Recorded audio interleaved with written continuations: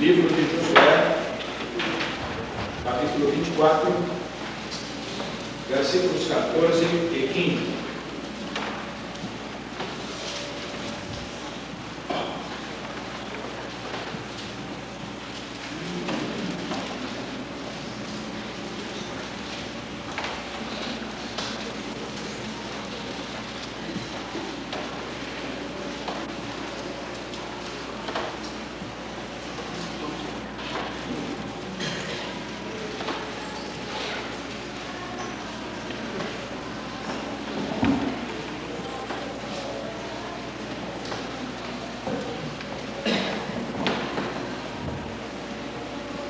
A palavra de Deus diz nesse texto o seguinte: agora, pois, temei ao Senhor e servi-o com integridade e com fidelidade. Deitai fora os deuses aos quais serviram vossos pais da além do Eufrates e do Egito, e servi ao Senhor. Porém, se vos parece mal servir ao Senhor, escolhei hoje a quem servais, se aos deuses a quem serviram vossos pais, que estavam da além do Eufrates, ou aos deuses dos amorreus, em cuja terra habitais. Eu e minha casa serviremos ao Senhor. Eu e minha casa serviremos ao Senhor. Mas, irmãos, a família nasceu com a humanidade. O relato bíblico da criação de Deus fala de uma família. Então, voltando às raízes, voltando às origens, vemos no início da criação de Deus uma família na sua presença. Adão, Eva no começo e Deus presente, depois os demais descendentes. Desde então, a história da humanidade se tece, a história da humanidade vai se fazendo no seio familiar. Temos que nos dar conta de que as bases da civilização, aquilo que há de bom e de ruim na experiência dos povos, são consequência daquilo que se constrói no seio da família. Onde as famílias são unidas e fortes, tem-se percebido que ali os povos também são povos fortes, são sociedades unidas, são igrejas fortes. Onde a vida familiar é frágil e de pouca ou nenhuma influência, a sociedade se desgasta, a sociedade se degenera. Por outro lado, ainda o papel amplamente negativo das próprias famílias moldarem os parâmetros da sociedade maior, ou para o bem ou para o mal. Por a família ter esta importância fundamental, reconhecida mesmo fora das pessoas do âmbito da Bíblia Sagrada, ela deve ter um cuidado todo especial, ser alvo de um cuidado todo especial. É um tesouro incalculável, de grande valor, e que Deus colocou sob o nosso controle. Será que chegaremos a darmos conta de que, não raro, aquilo que é mais precioso, aquilo que é mais caro, de maior valor, muitas vezes é aquilo que é descuidado? A Bíblia diz que ai daquele que despreza o dia das coisas pequenas. Isto porque as grandes coisas são formadas das coisas pequeninas. A perfeição está nos detalhes, e qualquer artista que tem ambição de perfeição, ele vai cuidar dos detalhes mínimos de sua obra. Assim também acontece, muitas vezes queremos resolver o problema do macrocosmos da sociedade, os grandes problemas econômico-financeiros do mundo, as grandes correntes políticas do mundo, mas naquilo que aparentemente é pequenino, aquilo que aparentemente é uma coisa sem nenhum peso de relevância, isto é, muitas vezes, negligenciado e descuidado. Se a família é criação de Deus, como a Bíblia diz, e como nós cremos, criação genial de Deus, devemos notar um detalhe sobre a família: ela também é o alvo predileto do inimigo de nossas almas.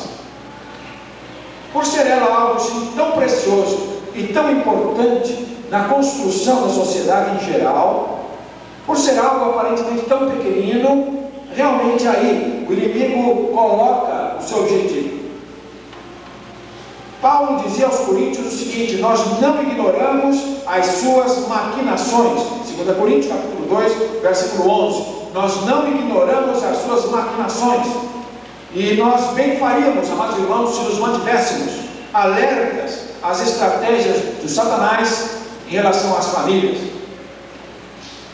A negligência pode ser criminosa, o descuido pode ser fatal, o descaso pode nos trazer surpresas altamente desagradáveis no dia de amanhã, quando a situação estiver já fora do nosso controle. Será que vamos esperar para reagir quando for tarde demais? Esta é a grande questão que se coloca quando Josué, neste dia, para diante do povo e faz o seu discurso de despedida.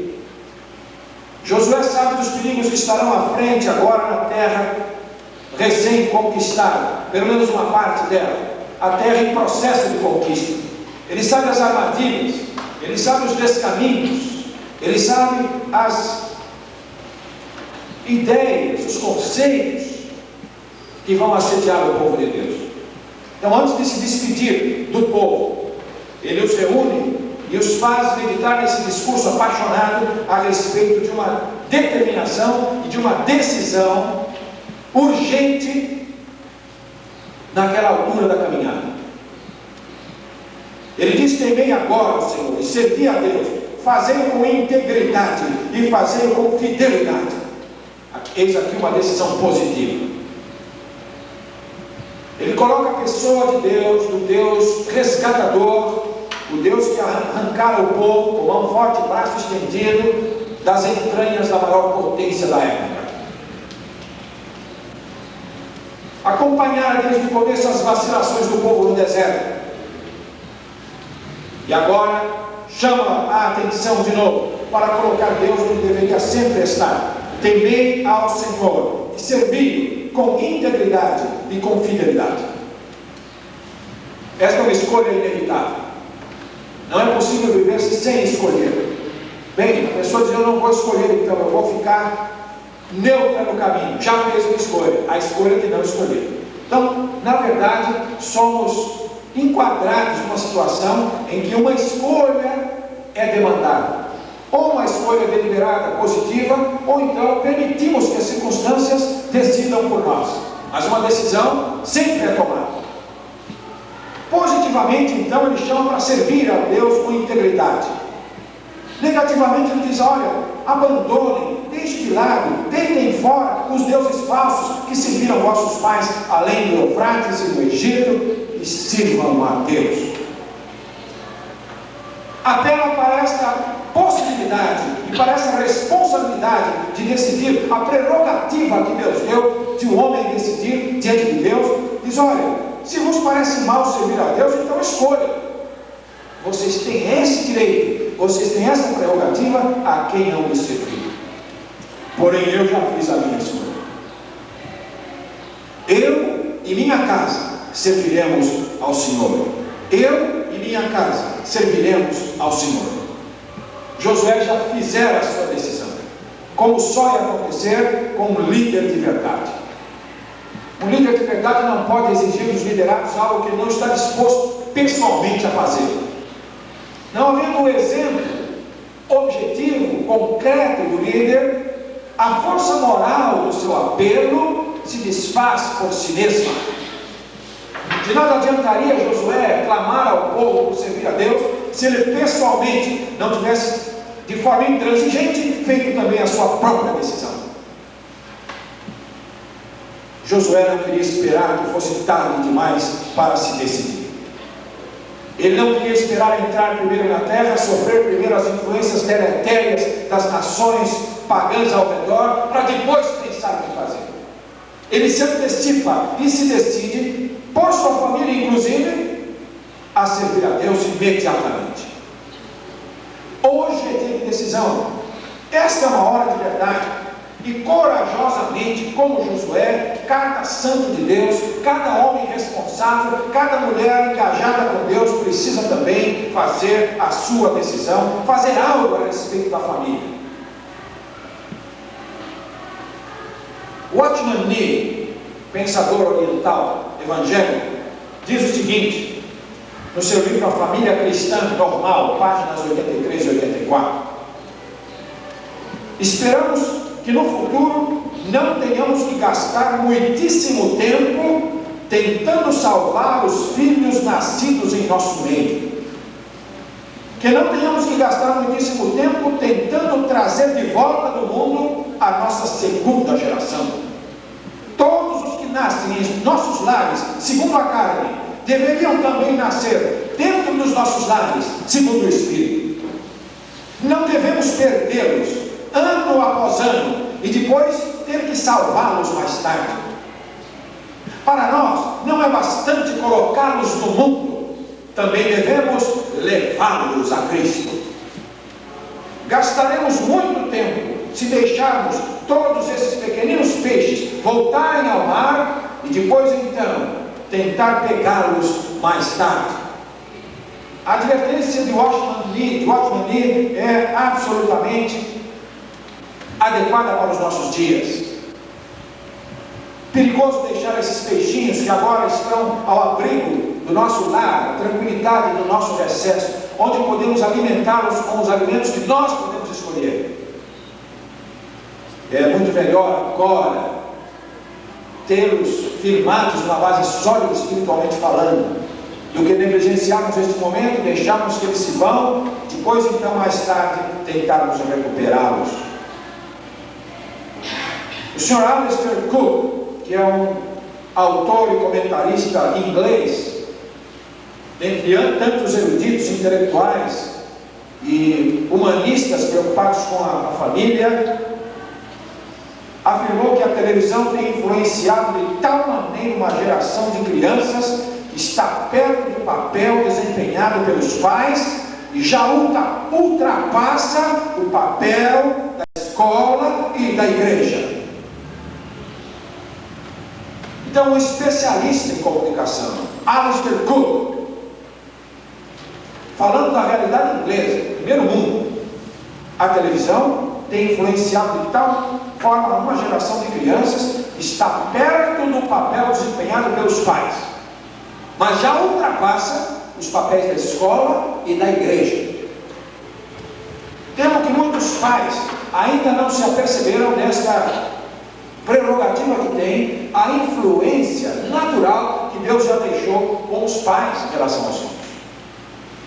Muitos pais estão permitindo e abdicando da sua função educacional e evangelizadora, estão abdicando de sua função de traduzir para os filhos os valores mais excelentes da palavra de Deus e permitindo que a televisão se encarregue de instruí-los. Os grandes mentores da mocidade brasileira hoje são o Faustão, o Gugu, e a Xuxa e outros apresentadores, com nenhum compromisso absolutamente com alguma coisa de edificante. Então, se os pais, que são o último reduto de resistência contra a influência do mundo no recesso dos lares, se eles estão abdicando desta decisão, o que podemos esperar da geração que vem aí? Foi feita uma pesquisa em alguns programas que estão sendo trazidos pela televisão nos nossos dias. Foram examinados 400 filmes para esta pesquisa. E nesses 400 filmes constataram-se os seguintes fatos: 310 assassinatos, quase um assassinato por filme, 140 assaltos à mão armada, 74 chantagens, 34 incêndios criminosos violentos, 624 malandragens, 54 desvios de menores, 165 roubos, 180 falsos testemunhos, 192 adultérios femininos, 213 adultérios masculinos, só nesses 400 filmes. Ao todo, havia um total de 1.986 crimes, quase 2.000 exemplos práticos levados à juventude através da televisão. Podemos dizer que a principal escola da violência em nossos dias, a verdadeira universidade do crime em nossos dias, é este meio massificante de comunicação.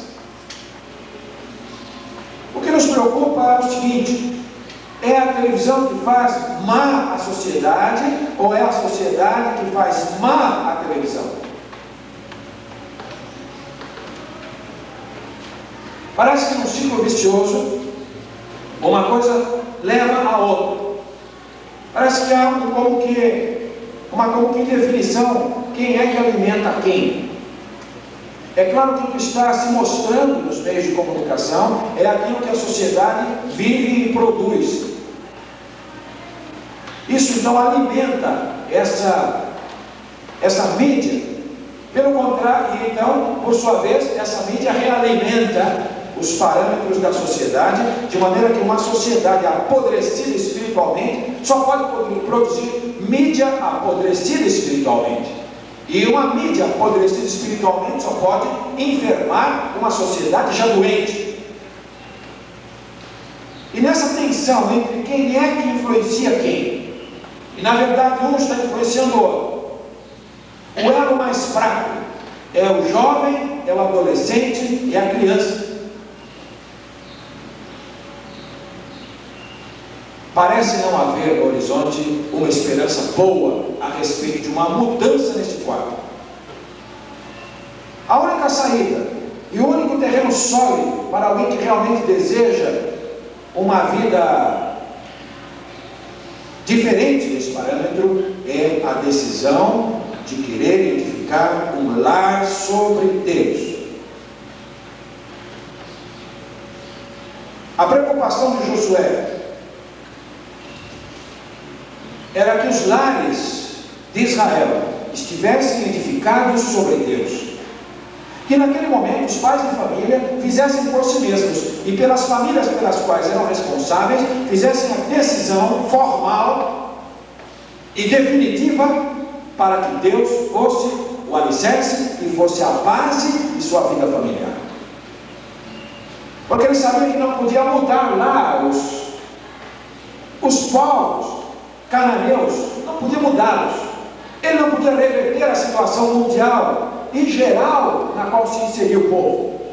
Então tinha que trabalhar do lado possível, trabalhar dentro dos lares de pessoas que conhecessem realmente a Deus e fizessem por ele uma opção consciente. Quando começamos a construir uma casa, começamos pelos alicerces. Sempre é assim. Aí então depois construímos as paredes, depois colocamos o telhado. Nós vamos fazer a mesma forma na construção de um lar temente a Deus. Em primeiro lugar, o alicerce. O alicerce. Se você ama a sua família, se você se reconhece como um sacerdote dentro de sua família, como um profeta dentro de sua família, se você se considera como um instrumento de Deus para edificar a sua família, você precisará usar o alicerce único capaz de sustentar a família em todos os lances da vida, de ser um anteparo, de ser um refúgio seguro e de dar à nossa geração que vem aí condições de sobreviver nesta maré desastrosa moralmente em que o mundo está. O alicerce deve ser Deus, o alicerce deve ser Cristo. E esta é a grande diferença nos lares do mundo. Não é a cor da casa, não é o tipo da casa, não é o estilo de vida da casa, mas o alicerce da casa. O que faz diferença entre uma família e outra é o alicerce sobre o qual esta família está edificada espiritualmente. Não importa se a casa é na região nobre da cidade, não importa se é na periferia, não importa se é de alvenaria, não importa se é de tela, não importa se é de palha. O que importa é o alicerce, onde esta casa se encontra edificada. Nas décadas de 20 e 30, alguns grandes gangsters, grandes bandidos se tornaram lendários na outra América.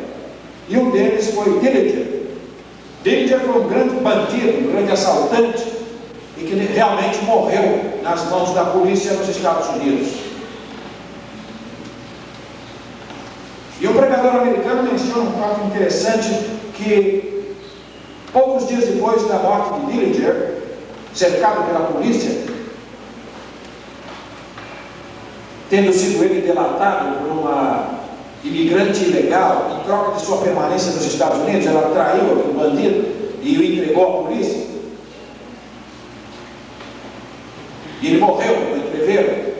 Domingo após domingo, o túmulo de Dillinger era visitado por um homem encurvado. Este homem, todos os domingos, comparecia ao cemitério, lá em Indianápolis, onde está sepultado aquele gangster, e ao chegar à sepultura, ele procurava, ele se ajoelhava em frente àquela sepultura, e chorava e lamentava, dizendo: ó filho meu, se eu não houvesse sido um pai indiferente quando te criei, se eu houvesse servido a Deus, se eu houvesse te guiado pelo caminho reto, ó filho, meu perdão por minha negligência.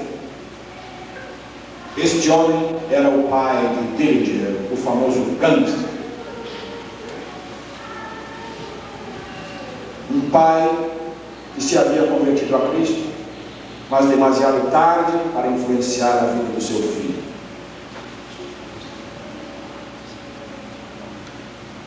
Meus amados irmãos, eu e minha casa serviremos ao Senhor. Parece que esse versículo impõe uma ideia contraditória.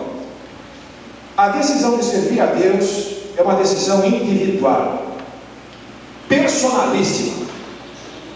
Eu não posso tomar essa decisão por qualquer outra pessoa.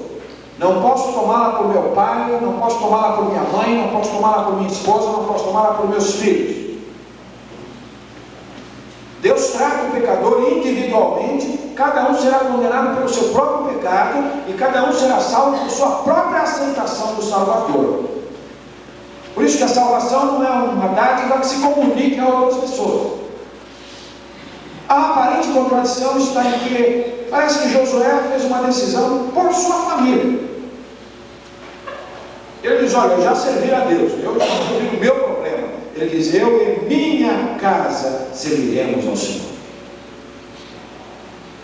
Não parece haver aqui um conflito entre o aspecto pessoal, personalíssimo da decisão ética por Cristo e um pai de família decidindo por sua casa? Eu creio que a chave da compreensão deste texto é que Josué estava plenamente esclarecido, plenamente convencido de que a influência dele, ao fazer a sua decisão com integridade e com fidelidade, redundaria naturalmente num impulso, redundaria naturalmente levaria numa direção positiva a sua família. Ele estava consciente da força da influência que um homem, um pai de família, exerce dentro de sua casa. Isso foi dado por Deus.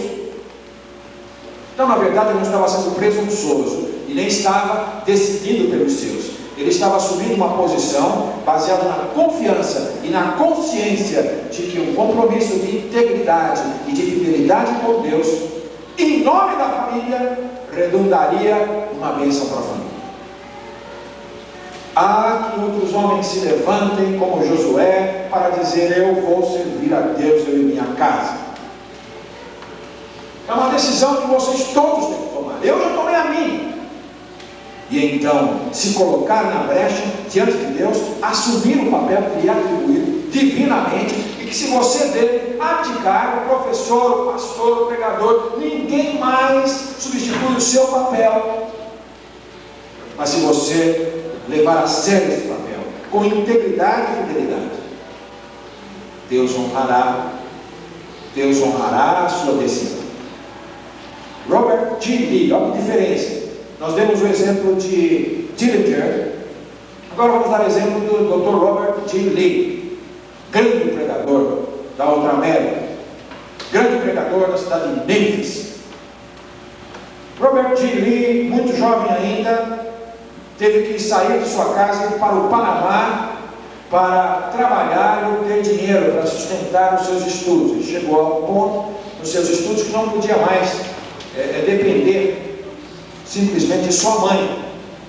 Então surgiu uma oportunidade para ele ir ao Panamá e ali então trabalhar e ganhar dinheiro para depois fazer a universidade. Robert G. Lee nunca havia saído de sua casa, sempre ali à sombra da mãe, sempre ali no seio da família.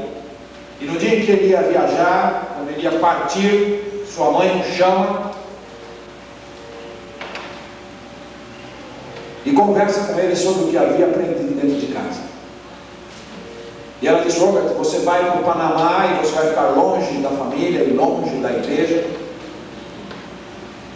Mas Robert, lembre-se de Deus. Lembre-se de Deus onde você estiver, porque pode ficar ausente da família, ausente da igreja, mas não fica ausente de Deus. Vá para a sua viagem e seja fiel ao Deus dos nossos pais. E Robert G. Lee saiu, jovenzinho, e foi para o Panamá. Mais tarde, ao voltar de novo a Memphis e ao abraçar sua mãe, a sua mãe só olhou nos seus olhos, não perguntou mais nada, apenas olhou firmemente nos seus olhos e disse: graças a Deus. O simples semblante, a simples maneira, o simples porte de Robert Lee mostravam que ele levara Deus a sério. E ele se tornou um dos grandes pregadores de Memphis. Uma honra para a causa do Senhor em tempos passados. A influência de uma mãe. Susanna Wesley, na Inglaterra do século XVIII. 9 filhos. Mas todos os dias Susanna Wesley passava pelo menos 2 horas em oração com seus filhos. E não é de admirar que Deus usou 2 dos 9 para o maior avivamento que a Inglaterra já experimentou em toda a sua história, eu acredito. João Wesley e Carlos Wesley. João na pregação e Carlos na música, Deus usou para avivamento espiritual na Inglaterra, que salvou a Inglaterra de uma revolução igual à da França. A Inglaterra caminhava para o quadro político que a levaria fatalmente ao sangue e à revolta. Igualzinho aconteceu com a França. A única diferença foi que a França não teve um João Wesley e a França não teve um Carlos Wesley. E eu diria que nós não teríamos um João Wesley e um Carlos Wesley se não tivéssemos uma Susanna Wesley. Aparentemente frágeis mulheres, mas que souberam levar Deus a sério neste ponto e colocaram os seus filhos sob uma influência irresistível do poder de Deus. Meus queridos, vamos colocar esta base para nossa família, meus irmãos. Vamos escolher, como Josué escolheu, decisivamente, com integridade e com fidelidade. Integridade e fidelidade significam uma constância no nosso comportamento, significa uma coerência na nossa vida, significa uma continuidade daquilo que somos na igreja, porque as crianças percebem se vivemos papéis, elas sabem exatamente se nós correspondemos àquilo que refletimos na igreja, se correspondemos isso dentro de casa. E ao fazerem a ligação, se houver integridade, se perceberem a fidelidade, as crianças serão marcadas de uma maneira irretratável no seu caráter. Ficarão marcas que o tempo e o mundo e o diabo não apagarão ao longo dos anos. Esta é a base. Primeira parede é a parede da oração. É preciso que estejamos intercedendo, como Abraão intercedeu por Ló. A oração por nossa família, o pai de família, os pais de família, são os sacerdotes de Deus, são aqueles que representam os seus na presença de Deus, além de ser o profeta, aquele que fala em nome de Deus para os seus. A oração é o exercício sacerdotal em torno da família, queimar incenso sobre o altar pelos familiares. Na minha releitura da Bíblia este ano, lendo Jó, fiquei feliz em saber que Jó oferecia sacrifício por seus filhos. Os filhos se reuniam, 10 filhos se reuniam cada aniversário, quase todo mês tinha um aniversário, e eles se reuniam e faziam uma festa do seu aniversário. E ao terminar a festa, Jó elevava um sacrifício, dizendo: talvez eles cometeram algum excesso, eu quero oferecer a Deus por eles um sacrifício. Que pai maravilhoso foi Jó. A segunda parede é a leitura da palavra de Deus. A leitura da palavra de Deus é a segunda parede para um lar bem estruturado. A base é Cristo, a base é o nosso Salvador Jesus Cristo. A primeira parede é a oração intercessória, o exercício sacerdotal pelos membros de nossa família, uns orando pelos outros. A segunda parede é o nosso amor e apego à palavra de Deus.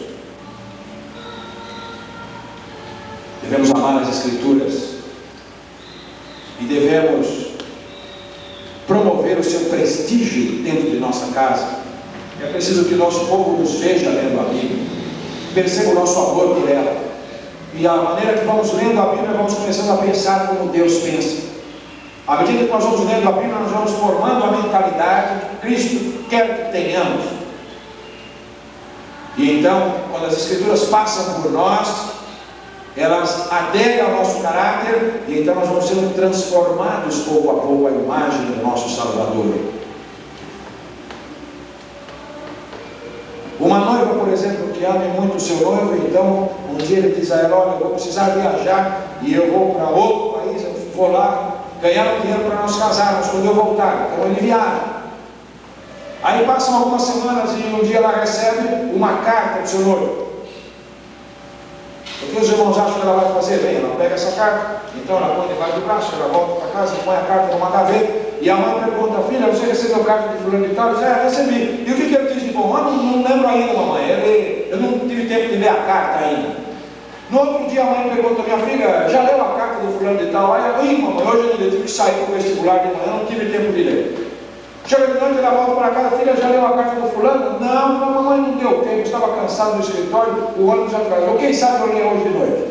No outro dia, no café da manhã: filha, você leu a carta do fulano? Tá aí, mamãe, não deu, eu estava cansado demais. Comecei a ler, peguei no sono. Alguma coisa está errada, porque se na verdade existe amor entre eles, ao receber aliás, ela nem espera. O carteiro vem lá na esquina e ela sai correndo ao encontro dele: carta para mim de fulano e tal. E ajuda o carteiro a procurar ali, e já vem no caminho lendo, talvez até se choque contra um poste no caminho, já vem lendo a carta. Quando chega em casa já leu 10 vezes, e a mãe pergunta, nem precisa perguntar: recebeu a carta dele? É sim, mamãe. E ela diz: olha, na primeira folha está escrito tal coisa. Mamãe, já decorei. Na segunda está escrito tal coisa. E antes de terminar o dia, ela já leu a carta diversas vezes. Ela já sabe decorar cada parte daquilo que vem dito por seu noivo, porque é algo que veio diretamente da mão dele, diretamente para ela, diretamente para o seu coração. Ela se compreende envolvida, parte do que está sendo escrito ali. Não é um dito esotérico, não é algo distante, não é algo misterioso, mas é um coração que se abre para outro. Meus irmãos, precisamos pedir a Deus que nos dê esse senso de amor às Escrituras, como o noivo amado que foi para lá preparar um lugar para nos buscar como igreja, e ele nos deixou a carta do seu amor por nós. E então, quando vamos perferindo a Bíblia, vamos passando as suas páginas, nós vamos vendo as coisas amorosas, as promessas, as maravilhas desse noivo, as riquezas desse noivo maravilhoso, o noivo amado, que deu sua vida pela noiva igreja.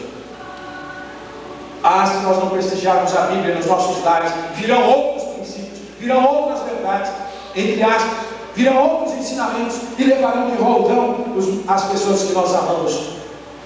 Há uma página inteira no Estado de São Paulo de ontem sobre a fama dos livros esotéricos no mundo. Paulo Coelho, Mônica Bonfilho e outros escritores brasileiros faturando milhões fora do Brasil. Livro de esoterismo.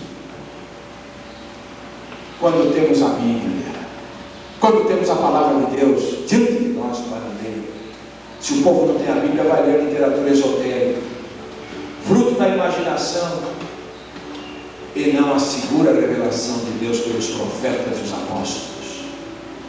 Terceira parede é a disciplina. Disciplina. Numa pesquisa feita recentemente, publicada no Estado de São Paulo, uma educadora de São Paulo está dizendo que o grande problema hoje é que não há autoridade, os pais não exercem mais autoridade sobre os seus filhos em casa. E porque não exercem autoridade sobre os seus filhos em casa, os filhos não têm parâmetros sobre o que seja a autoridade. Aí eles não saberão respeitar a professora da pré-escola, não saberão respeitar a do primeiro grau, não saberão respeitar as professoras, os mestres, as autoridades, porque não tem parâmetro de autoridade. Meus irmãos, a terceira parede de um lar bem estruturado é a disciplina. Os pais têm que colocar limites claros para os seus filhos. O sim é uma palavra que deve estar nos nossos lábios, mas o não deve ser uma palavra que deve estar nos nossos lábios. Não a violência, jamais. A Bíblia nunca ensina a violência, mas ensina a disciplina, ensina que sejamos enérgicos. Energia sim, violência não. A violência é o espancamento gratuito, é a tortura sobre as quais milhares de crianças sofrem no Brasil hoje, infelizmente. Mas a energia, sim. Existe uma coisa chamada cinta, que é maravilhoso, a Bíblia chama de vara. E existe um lugar especial que Deus já preparou certinho onde exercer a disciplina. Não é soco, pontapé, ferro quente, bofetada, beliscão. É o doutor Correia, na hora certa, no lugar certo, quando for preciso. Não é espancamento, não, é energia. Porque se você não controla a criança quando é pequena, quando ela for grande, ela controlará você. Uma senhora estava contando, uma jovem mãe contando com uma senhora sobre a questão da educação dos filhos. E ela dizia: meu filho é tão disciplinado que eu não sei mais o que eu faço. Eu disse para ele não sair ali para a rua, e o menino saiu para a rua. Aí eu mandei pôr o portão ali, o menino abre o portão e sai para a rua. Aí eu mandei pôr o trinco no portão, o menino abre o trinco e sai para a rua. E eu mandei lá colocar o trinco um pouco mais alto, o menino pôs lá, pôs uma cadeira, abriu o trinco e saiu para a rua. E eu mandei pôr o trinco mais alto ainda. E o menino foi lá, pôs uma mesa, uma cadeira, subiu no trinco, abriu a porta e saiu para a rua. E eu mandei pôr o trinco bem lá em cima. Então pôs a mesa, a cadeira, o banquete, e foi lá em cima, e abriu o trinco e foi para a rua. O que é que eu faço? A mãe mais velha falou: você está pondo o trinco no lugar errado, você tem que pôr o trinco no menino.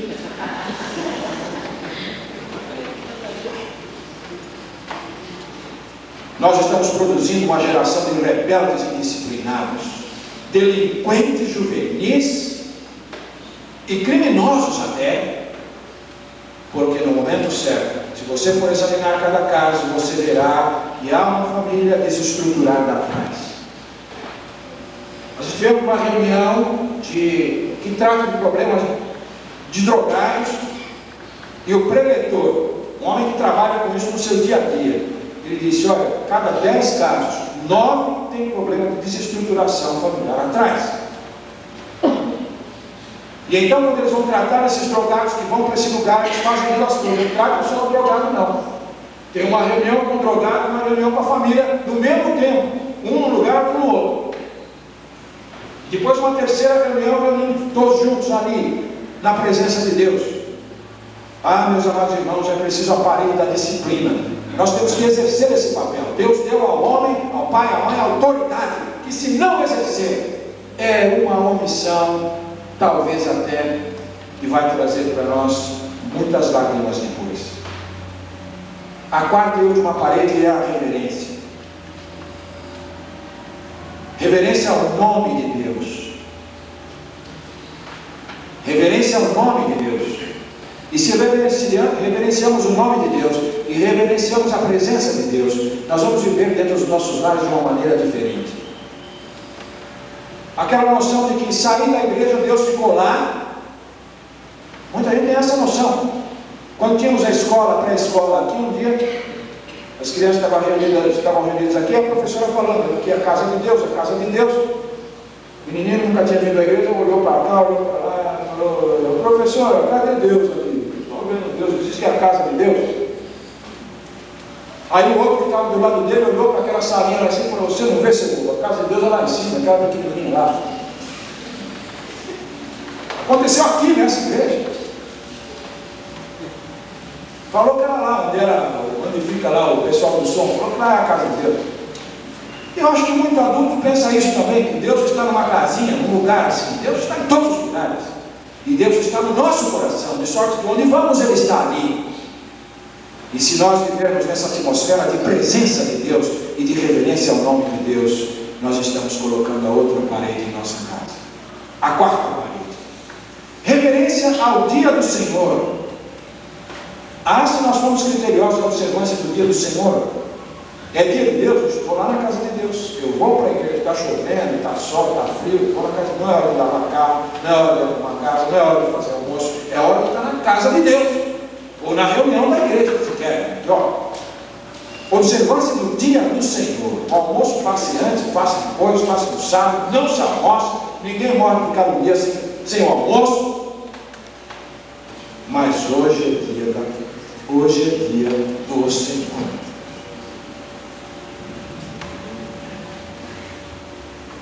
A casa de Deus, as propriedades de Deus, reverência, respeito, temor. E finalmente, cobrindo tudo, temos a base, que é Cristo, temos as paredes, a oração, a leitura bíblica, a disciplina, a reverência, e agora vamos cobrir tudo, cobrindo tudo este edifício familiar. O teto que abriga a tudo é o amor. O amor do marido pela mulher, da mulher pelo marido, dos pais pelos filhos, dos filhos pelos pais. Isso é o que cobre tudo. Eu imagino como Josué amava a Deus por escolhê-lo. E como Josué amava a sua família por colocá-la como objeto de suas preocupações. O seu amor a Deus se refletiu no amor pela família. A esposa, os filhos, os que estavam sob sua, digamos, liderança doméstica. O amor é aquele teto familiar que tudo cobre no edifício de nossas famílias. Como é diferente o exercício do amor no lar. Está provado hoje que até a maneira como a mãe recebe a notícia que está grávida, a forma como recebe esta notícia tem reflexos na construção mental do filho. Experimentos da psicologia, pesquisas têm mostrado como se a mãe recebe essa notícia com amor, está grávida, isso tem um direcionamento no futuro seu. Se ela recebe isso com desagrado, se ela recebe isso com ira ou com qualquer outro sentimento negativo, isso terá um reflexo nessa criança futuramente. Coisa impressionante. Os psicólogos dizem que a mamãe tem que amamentar, porque a mamadeira não substitui o aleitamento materno, porque é o contato da mãe e a mãe olhando para o bebê. Não é amamentar olhando a televisão. É amamentar olhando para o bebê e conversando com ele. Amar é cuidar. A palavra cuidar é uma palavra muito interessante. 2 vezes será encontrada na Bíblia. No original, Efésios 5:29, 1 Tessalonicenses 2:7, como a ama que acaricia os filhos, e como aquela que alimenta e cuida, né? Significa acarinhar, fazer carícias. 2 vezes aparece a palavra carícias na Bíblia, e as duas ligadas às manifestações de amor entre as pessoas. Talvez fosse esse o segredo do ministério tão frutífero de Paulo, a maneira como ele amava as igrejas por onde ele passava. Paulo amava as igrejas, e isso ilustra como uma mãe ama o seu bebê. Meus queridos, o amor é expressivo, porque o relacionamento conjugal não pode ser frio, o relacionamento com os filhos não pode ser frio. A disciplina pura e simples não é completa se não vem com carinho, se não vem com amor, se não vem com carícias positivas. Às vezes o amor morre porque nada fazemos a respeito dele. E a melhor coisa que se pode dar aos filhos é amar a mãe deles. Não permitamos que nosso amor morra. O amor é como um jardim que, para viver e sobreviver, precisa ser muito bem cuidado. Então nós amamos realmente as pessoas, mas porque nada fazemos a respeito desse amor, ele se degenera e as suas manifestações se tornam prejudicadas. A Bíblia diz: amados, não amemos só de boca, nem de língua, apenas, só de palavras. O nosso amor deve ser coroado de gestos de carícias, gestos de carinho, gestos de apreço, ações efetivas e concretas, dizendo que amamos a pessoa, mas agindo como realmente amando essas pessoas. Peçamos a Deus a bênção, senhores. Agora, pois, versículo 14, agora, pois, este é o momento presente, temei ao Senhor e servi com integridade e com fidelidade. Escolham quem vão servir, porém eu e minha casa já serviremos ao Senhor. Você pode decidir isso, ter uma casa que adora, ter uma casa que crê, ter uma casa que serve. Permaneça nessa decisão pela fé, fale a Deus com fé, comprometa-se com essa posição, e então colha os frutos que virão a seu tempo. Que Deus nos abençoe na mais sublime decisão que podemos tomar nesta hora. Pai amado, nós te agradecemos nesta hora por poder refletir sobre a vida espiritual, o Evangelho de Cristo vivido na família. Rogamos-te que com a coragem, a integridade e a fidelidade de Josué, muitos homens e mulheres de Deus hoje aqui possam no íntimo do seu coração dizer-te: eu e minha casa serviremos ao Senhor, e sair com seu coração firmado nessa declaração maravilhosa, porque sabemos que esta é a tua vontade. E se nós oramos por algo que está dentro da vontade de Deus, certamente isso, com o tempo, na ocasião própria, os resultados virão. Rogamos-te por todas as famílias aqui representadas nesta manhã, para que cada membro dessa família, nesta hora, possa dizer de novo, no íntimo da alma: eu e minha casa serviremos ao Senhor. Quero que a base da minha vida familiar seja Cristo. Quero ter, Senhor, a primeira parede, a parede da oração, a parede da reverência, a parede da leitura da tua palavra, a parede da disciplina, e quero ter cobrindo tudo este amor que excede todo entendimento. Dá-nos esta bênção neste dia e nesta hora, e dirige e abençoa cada família da tua igreja, e amigos, pessoas próximas de nós, que possam ser alcançadas também por este chamamento, este convite precioso, para escolher hoje a quem há de servir, mas que digam todas: eu e minha casa serviremos ao Senhor.